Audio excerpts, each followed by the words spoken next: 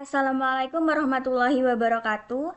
Perkenalkan, nama saya Aprilia Maharani dengan NIM 220631100002 dari kelas 3A Prodi Pendidikan Informatika. Nah, pada kesempatan kali ini saya akan membuat topologi jaringan wireless pada sebuah perusahaan menggunakan Cisco Packet Tracer. Sebelum kita memulai, saya akan menyampaikan teori mengenai jaringan nirkabel atau wireless terlebih dahulu. Yang pertama yaitu mengenai pengertian jaringan nirkabel sendiri.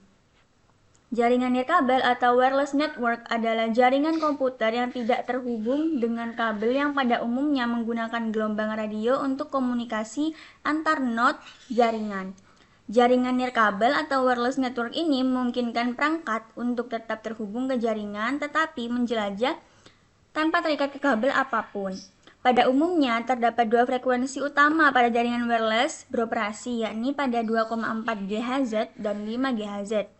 Berdasarkan kecepatan transfer data, jaringan nirkabel terbagi dalam beberapa jenis. Yang pertama yaitu Wi-Fi atau Wireless Fidelity adalah teknologi jaringan nirkabel yang paling umum digunakan untuk menghubungkan perangkat ke internet. Yang kedua ada Bluetooth, adalah teknologi nirkabel yang digunakan untuk menghubungkan perangkat elektronik pribadi seperti headset, speaker, dan perangkat IoT ke perangkat lainnya. Yang terakhir yaitu jaringan seluler atau 3G, 4G, and 5G. Jaringan nirkabel yang digunakan untuk komunikasi seluler dan akses internet melalui ponsel pintar dan perangkat seluler lainnya. Yang kedua yaitu konsep jaringan nirkabel. Jaringan wireless atau wireless networking merupakan suatu jaringan komputer yang menggunakan gelombang radio sebagai media penghubung. Jaringan wireless ini tidak memiliki kabel untuk menghubungkan dua komputer atau lebih. Konsep dasar radio sendiri telah disinggung bahwa wireless ini menggunakan gelombang radio untuk menggantikan fungsi kabel. Untuk memahami wireless networking, kamu harus memahami beberapa terminologi dan konsep terkait gelombang radio sendiri. Konsep penting yang harus diketahui diantaranya mengenai gelombang dan frekuensi radio. Gelombang radio adalah gelombang elektromagnetik yang terkirim melalui udara. Gelombang radio dikirim oleh alat yang disebut radio transmitter. Kita tidak dapat melihat atau mendengar gelombang ini, namun suatu alat yang dinamakan radio receiver bisa menangkap gelombang ini dan berubahnya menjadi suara, gambar, maupun data. Pada wireless network, gelombang radio ini yang membawa informasi untuk diubah oleh radio receiver menjadi paket data sehingga bisa diproses oleh komputer. Nah, gelombang radio bersifat siklik yang artinya gelombang berulang dalam jangka waktu tertentu. Banyaknya perulangan gelombang dalam satu detik dinamakan dengan frekuensi yang diukur dengan satuan Hz. Satu Hz terdapat satu gelombang penuh dalam satu detik. Selanjutnya ada panjang dari gelombang radionya sendiri. Gelombang radio bergerak dengan kecepatan cahaya sekitar 200.000 km per detik. Kecepatan berhubungan dengan jarak dalam menentukan panjang atau cycle gelombang kita mesti berpatokan pada kecepatan cahaya. Semakin tinggi frekuensi gelombang, maka semakin pendek panjang gelombangnya. Untuk jaringan wireless yang beroperasi pada frekuensi 2,5 GHz, panjang gelombangnya adalah sekitar 5 cm. Panjang gelombang radio akan mempengaruhi pada antena yang digunakan untuk menangkap sinyalnya. Yang ketiga ada spektrum. Spektrum adalah range frekuensi di mana radio diperbolehkan untuk beroperasi. Setiap negara memiliki badan khusus untuk mengatur regulasi penggunaan spektrum radio. Di Indonesia sendiri, kita mengenainya dengan Balai Monitoring Spektrum Frekuensi Radio. Selanjutnya ada protokol wireless IEEE 802.11. Jaringan ini menggunakan protokol standar yang digunakan untuk berkomunikasi. Protokol tersebut menggunakan teknik networking yang hampir sama dengan standar Ethernet. Kemudian terdapat jarak jangkauan wireless device yang menggunakan standar 802.11. Telah disebutkan sebelumnya, jarak jangkauan normal atau range berbagai varian standar, namun range yang diklaim untuk masing-masing standar aktualnya bervariasi bergantung pada banyak faktor. Obstacle seperti dinding, cuaca, microwave, dan lain sebagainya bisa menentukan efektivitas range jangkauan sebuah wireless adapter. Kemudian wireless network adapter. setiap komputer yang akan terhubung pada jaringan wireless harus dipasang network adapter. Nah, wireless network adapter memiliki fungsi yang sama seperti network interface card or NIC yang digunakan untuk koneksi Ethernet. Untuk notebook biasanya wireless network adapter sudah terpasang, namun pada desktop komputer itu harus dipasang terpisah. Pemasangannya bisa menggunakan wireless PCI card atau wireless USB adapter.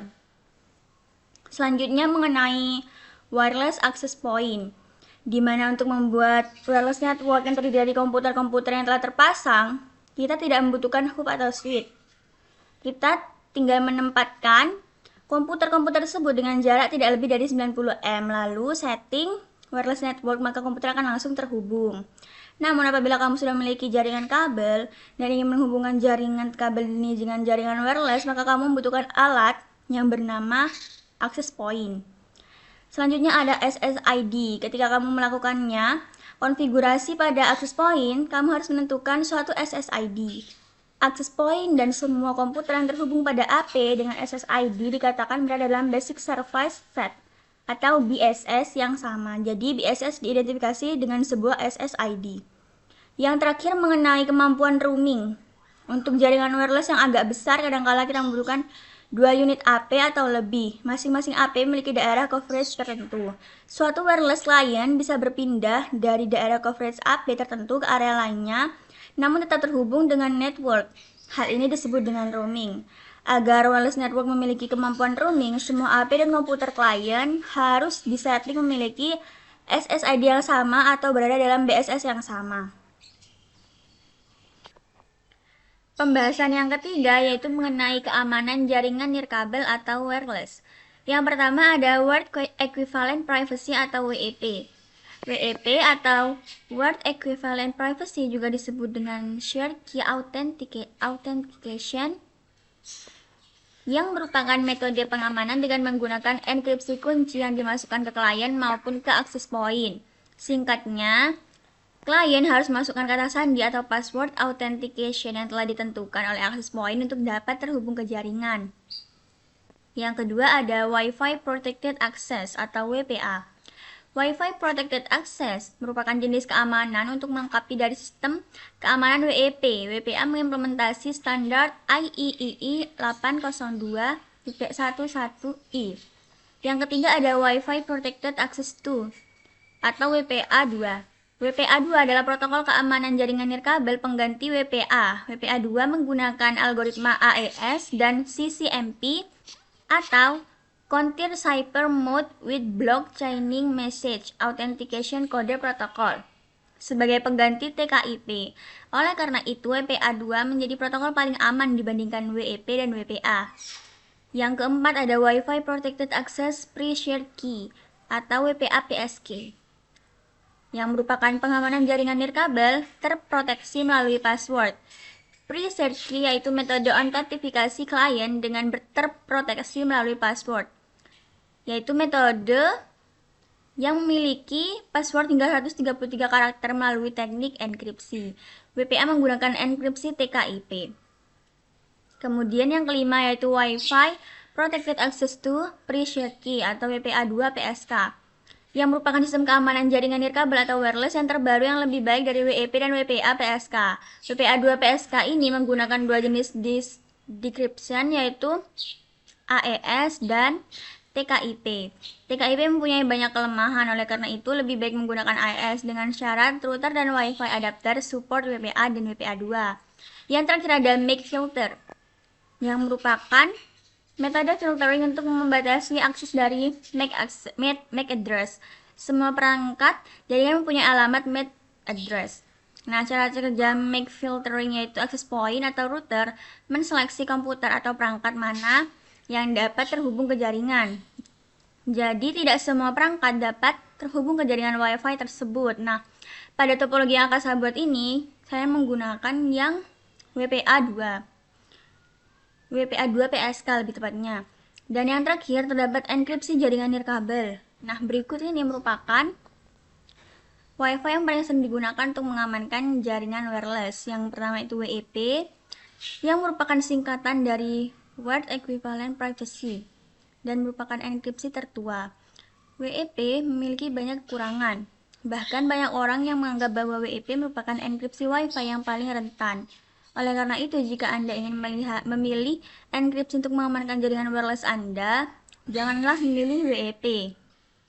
Yang kedua ada WPA dan WPA2. WPA atau Wi-Fi Protected Access merupakan salah satu enkripsi dalam jaringan wireless. Awalnya WPA diciptakan untuk mengatasi kerentanan dari enkripsi jenis WEP. Sementara itu ada WPA2 sebagai pembaruan dari WPA. Nah, WPA2 ini lebih aman dan sulit untuk dibobol. Hampir semua perangkat jenis baru mendukung teknologi jenis ini. Jadi, jangan sampai kita itu salah memilih enkripsi. WPA2 personal atau ada juga yang menyebut WPA2 PSK lebih ditujukan oleh pengguna jaringan kecil seperti halnya jaringan di rumah-rumah. Cara settingnya ini juga lebih mudah dibandingkan WPA2 Enterprise. Nah, untuk WPA2 Enterprise sendiri ini ditujukan untuk jaringan yang besar seperti halnya perusahaan. Dilihat dari namanya saja kita semua pasti sudah tahu.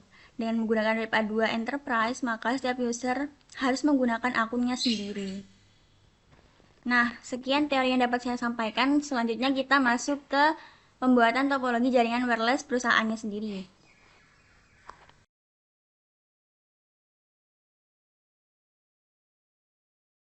Jadi, saya akan membuatkan sebuah jaringan wireless untuk perusahaan Amoeba Culture yang awalnya perusahaan Amoeba Culture ini jaringannya itu masih kabel. Jadi itu lumayan sulit dan banyak juga kekurangan lainnya. Nah, di sini saya akan membuat jaringan wirelessnya. Pertama-tama kita masukkan home router terlebih dahulu. Kemudian di sini saya buat itu ada 3 ruangan. Misal ada 3 ruangan.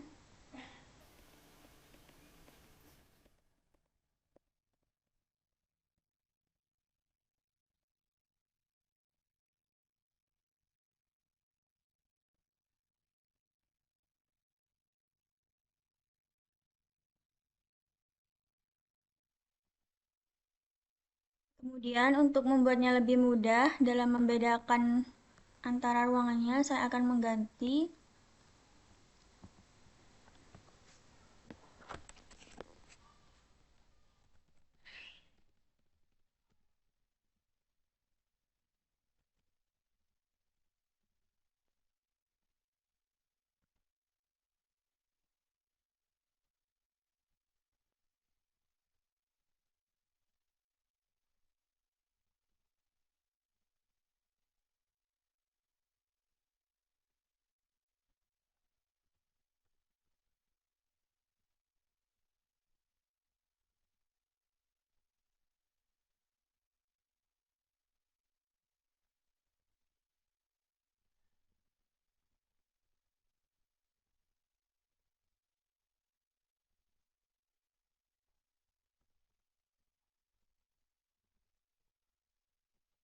yang pertama itu ada ruangan departemen CG ENM1 sampai ENM4 yang berisi 3 buah laptop dan 1 buah PC. Yang kedua ini akan saya ganti namanya menjadi Departemen Geico yang memiliki 3 buah laptop, dan yang terakhir ini saya akan mengganti menjadi Departemen Choiza yang memiliki 2 laptop.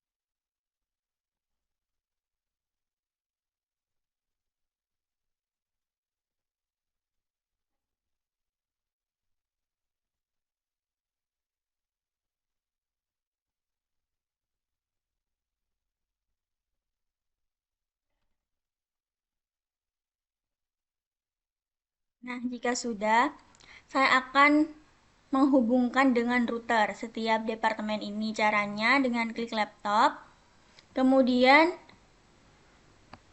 kita ganti port bawaan ini dengan port yang sudah disediakan untuk jaringan nirkabel. Nah, caranya itu kita off-kan terlebih dahulu laptopnya, kemudian ini dibuang dan masukkan yang port khusus jaringan nirkabelnya. Jika sudah, kita on-kan kembali. Hasilnya akan seperti ini. Lakukan langkah yang sama pada semua laptop, baik dari Departemen CGENM maupun Departemen Geico serta Departemen Choiza.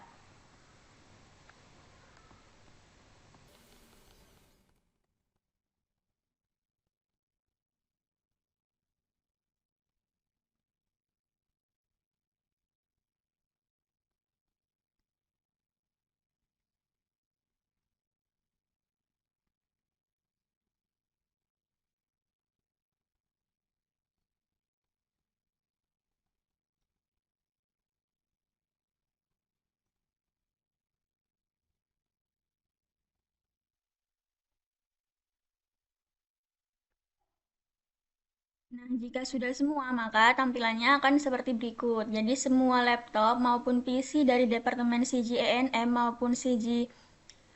maupun Departemen Geico serta Departemen Choiza itu sudah terhubung semua. Nah, langkah selanjutnya kita masuk pada router. Klik GUI. Ini di bagian setup dan basic setup. Kita masukkan IP address-nya 192.168. Di sini kita masukkan sesuai dengan keinginan kita.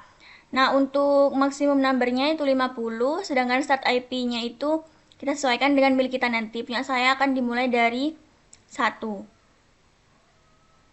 Kemudian ini jangan lupa di-enable-kan.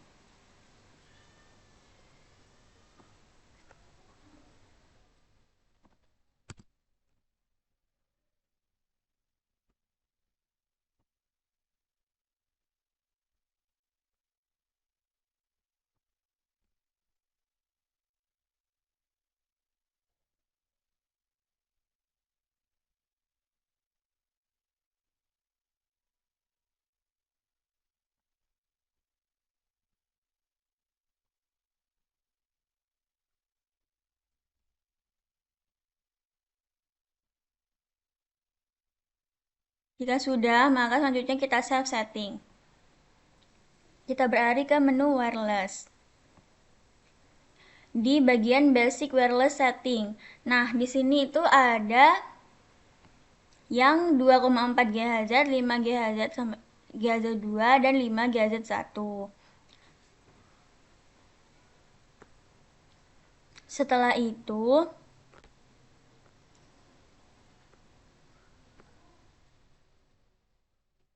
kita masukkan network modenya. Di sini kita pilih auto, kemudian network ininya kita ganti menjadi Departemen CGENM. Ininya kita pilih 10.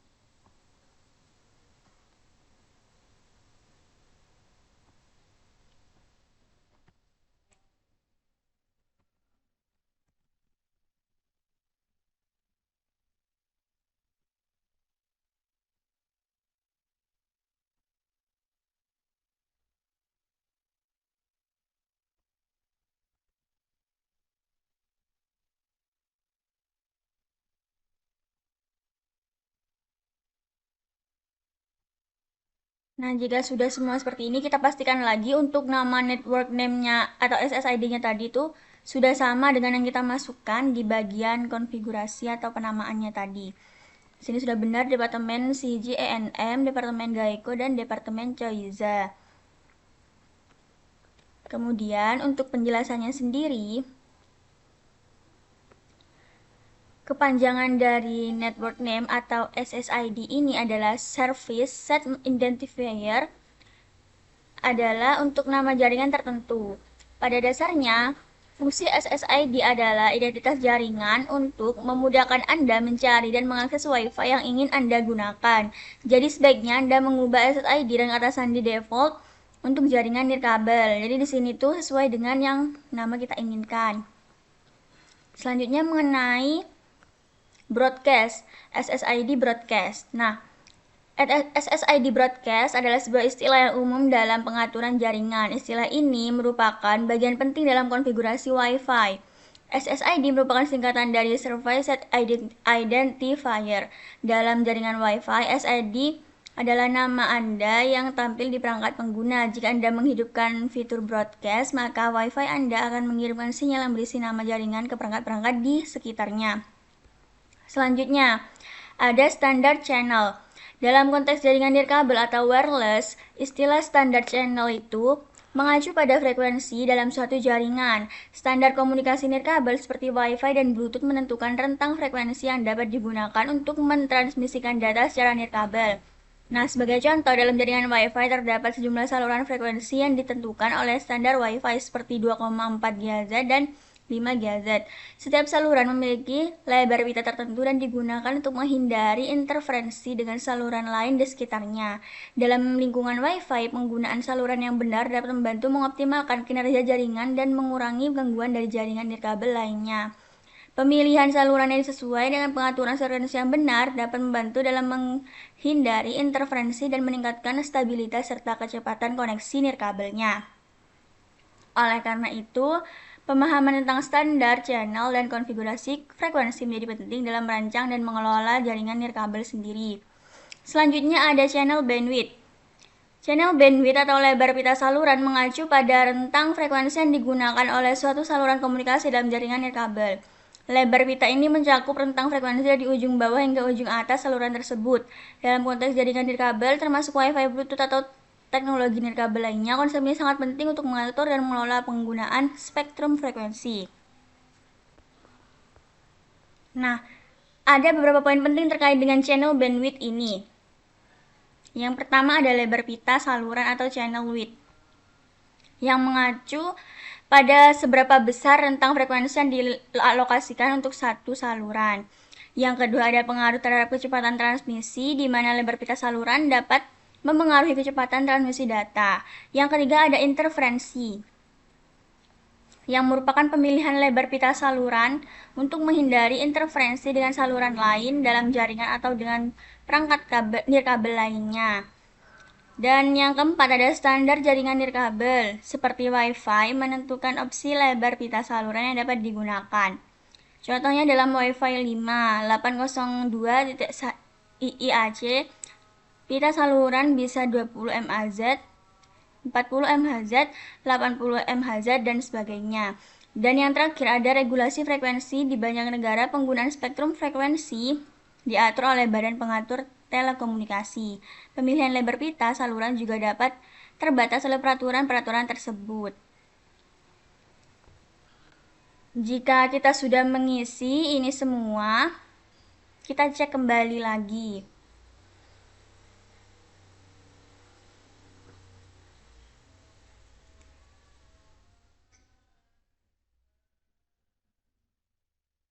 Jika sudah, kita save setting.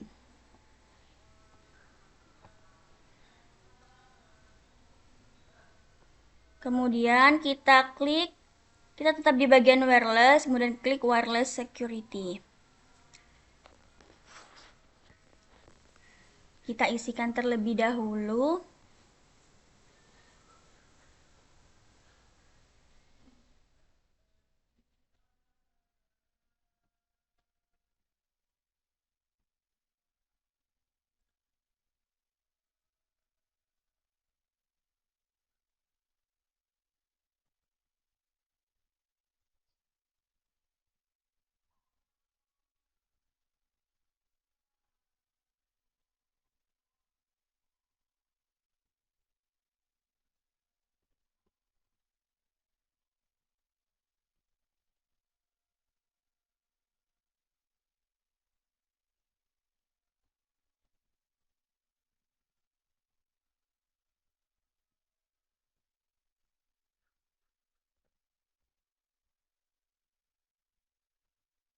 Nah, kita untuk 2,4 GHz, 5 GHz, dan seterusnya ini kita sesuaikan dengan yang kita masukkan pada bagian basic wireless setting tadi. Di sini untuk security mode-nya kita pilih WPA2 personal, encryption-nya TKIP, kemudian passphrase-nya kita masukkan sesuai dengan keinginan kita. Ini adalah sandi dari setiap departemennya, itu harus beda. Di sini saya tuliskan seperti berikut. Nah, untuk penjelasan yang security modenya itu, kenapa saya memilih WPA2 personal? Karena WPA2 adalah protokol keamanan jaringan nirkabel pengganti dari WPA. Nah, WPA2 ini menggunakan algoritma AES atau TKIP, CCMP atau Counter Cipher Mode with Black Shunting Message Authentication Code Protocol sebagai pengganti TKIP. Oleh karena itu, WPA2 menjadi protokol paling aman dibandingkan WEP dan WPA.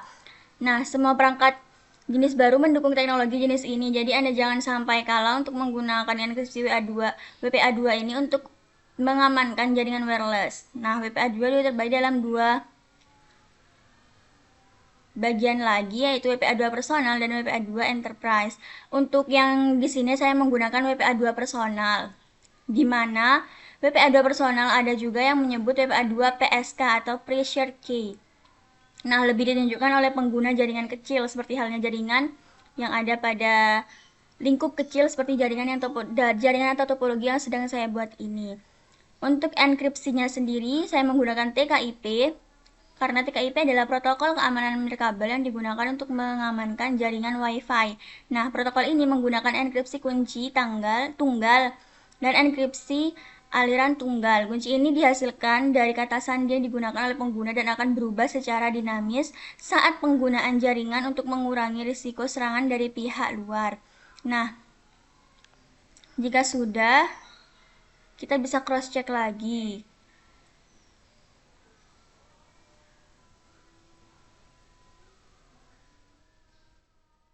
Kemudian, jika sudah yakin, kita bisa save setting.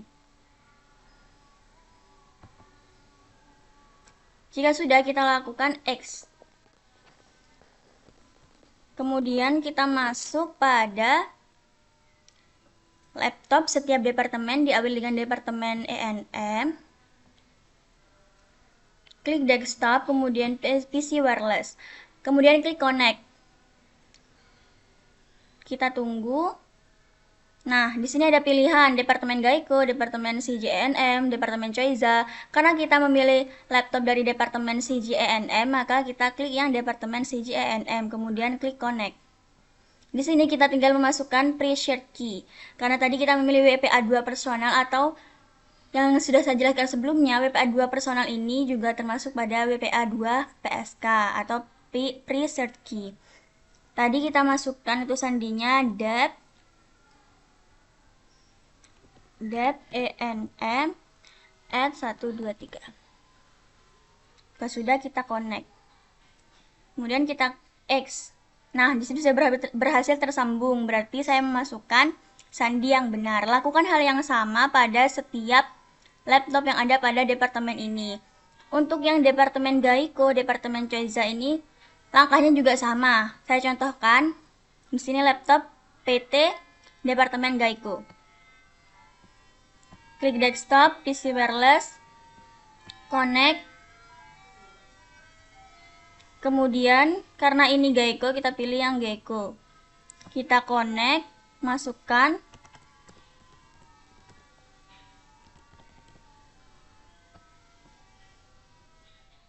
Di sini juga berhasil. Kemudian untuk yang departemen Choiza, langkahnya juga sama, PC wireless connect.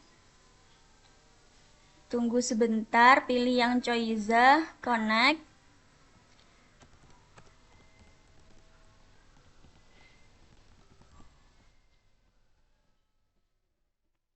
Nah, di sini setiap laptop yang ada pada departemen CJNM, departemen Geico, dan departemen Choiza sudah terhubung. Saya hanya akan menghubungkan laptop yang lainnya dengan cara atau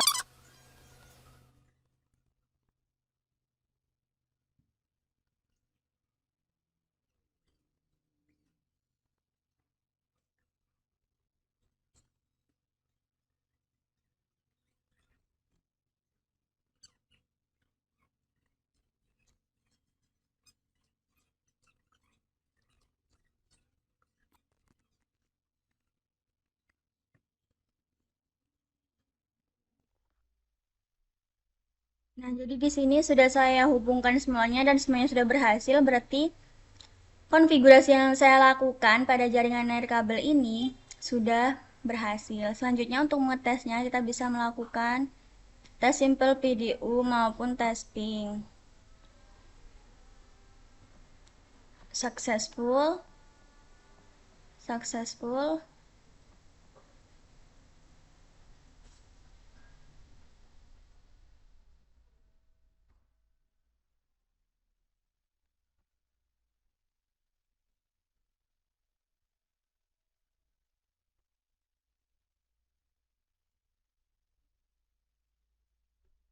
Nah, di sini sudah sukses semua. Kemudian kita coba cek ping ya. Kita lihat dulu 2.4.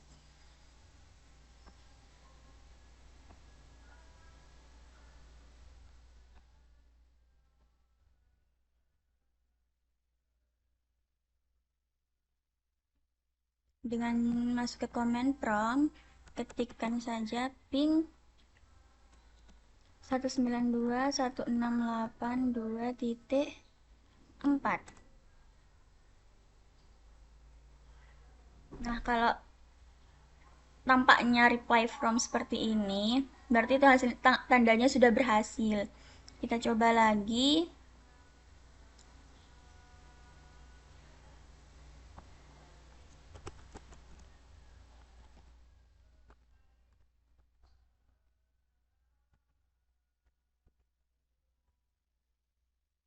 Di sini juga sudah berhasil.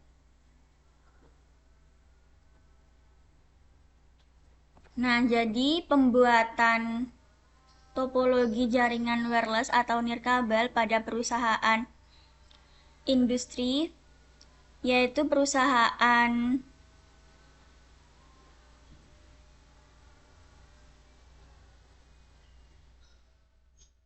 Nah, jadi pembuatan topologi jaringan nirkabel atau wireless pada perusahaan Amuba Culture yang awalnya masih menggunakan kabel sehingga itu menyusahkan dan kelemahannya juga banyak sekali, sehingga saya membuatkan sebuah topologi jaringan nirkabel atau wireless di perusahaan Amuba Culture yang seperti ini, dan hasilnya sudah berhasil karena bisa dites menggunakan simple PDU serta menggunakan tes ping.